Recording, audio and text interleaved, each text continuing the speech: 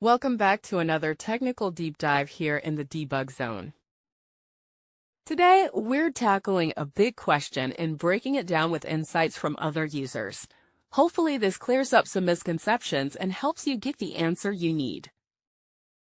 So buckle up, stay a little curious, and let's jump right in.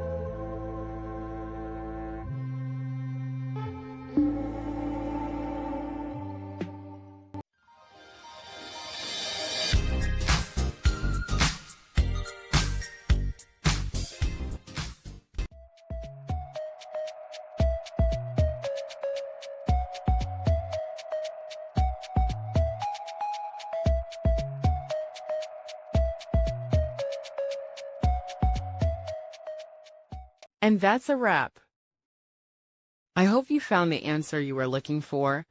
If you did, take a second to hit that subscribe button. It really helps out.